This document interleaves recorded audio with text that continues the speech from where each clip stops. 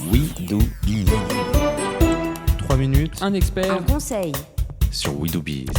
3 minutes, un conseil, un expert, c'est tout de suite sur l'antenne de We Do Biz où j'ai l'immense plaisir d'échanger avec Céline Pérez-Court. Bonjour. Bonjour Thomas. Céline Pérez-Court, vous êtes co-auteur avec Martine Eva Launay de la boîte à outils de l'intelligence émotionnelle parue aux éditions Duno.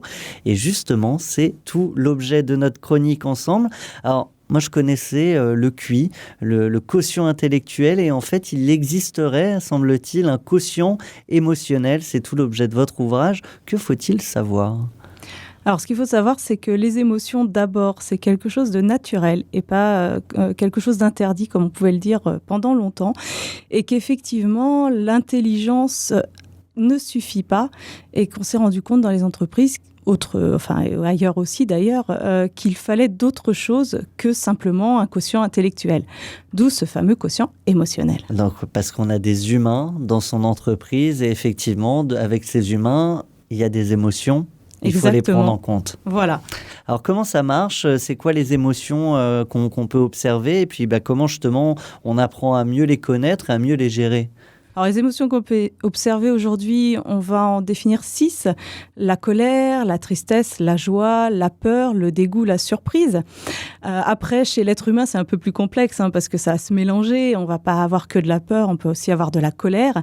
Et toute l'intelligence émotionnelle, c'est d'arriver à la fois à comprendre ses propres émotions, à savoir les repérer, mais aussi à comprendre et repérer celles de l'autre, et ensuite arriver à gérer tout ça pour que ça ne se transforme pas notamment en conflit. Alors, on va parler d'applications pratiques. J'imagine que nos auditeurs, comme toute personne dans le monde professionnel les a vécues, recevoir une critique d'un collaborateur, d'un supérieur ou même d'un client, il y a une bonne manière quand on a une intelligence émotionnelle ultra développée pour faire face à ça ? Alors, ultra développée, je ne sais pas, mais en tout cas, ce qui est important, c'est déjà de respirer. Une critique, c'est pas facile à recevoir. C'est important de se connaître aussi. Plus vous connaissez vos qualités et vos points faibles, plus ce sera facile d'accepter la critique. C'est aussi savoir refuser les critiques qui vous appartiennent pas. Les généralités, vous les hommes, vous êtes comme si, ça c'est bien une femme qui dit ça, etc. Et c'est chercher des faits. C'est-à-dire que c'est se dire que si l'autre fait une critique, c'est qu'il nous dit quelque chose d'important pour lui.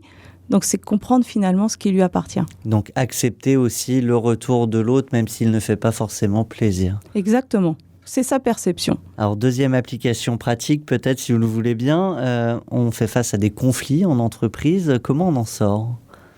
Alors, sortir du conflit, c'est déjà accepter d'être dedans. Oui. Donc, c'est pas se voiler la face en se disant « je vais bien, tout va bien », ce qui se trouve souvent dans les entreprises, il ne faut pas faire de vagues.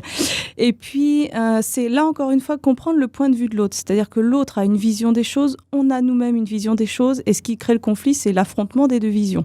Donc, c'est revenir à un état plus de j'essaye de comprendre ce que tu as perçu, sans critiquer, sans mettre d'a priori par rapport à ça. Les généralités dont on parlait tout à l'heure, j'imagine. Exactement, donc c'est creuser un petit peu tout ça, et puis c'est être aussi capable de dire à l'autre son point de vue. C'est-à-dire, moi, j'ai ressenti ça parce qu'il s'est passé ça. Ça m'appartient. Donc, si on a ces deux visions, alors déjà, on a réussi à clarifier ces positions. Elles sont malgré tout en contradiction. On arrive à en sortir ?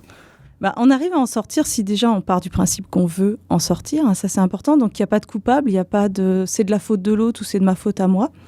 Et puis aussi, on arrive à en sortir quand on finalement se dit ça appartient à l'autre. L'émotion, elle appartient à l'autre. L'émotion, elle nous appartient à nous. On met de côté les émotions et on revient sur ce qui s'est passé concrètement. Donc voilà, l'événement s'est passé. Moi, je l'ai perçu comme ça. Mais écoutez, moi, je ne voulais pas sortir de cette chronique. Malheureusement, le temps nous est compté. Ça, c'est un fait. C'était un grand plaisir de vous avoir avec nous. Céline Pérez-Court, je le rappelle, co-auteure de la boîte à outils de l'intelligence émotionnelle parue aux éditions Duno. À très bientôt. Merci.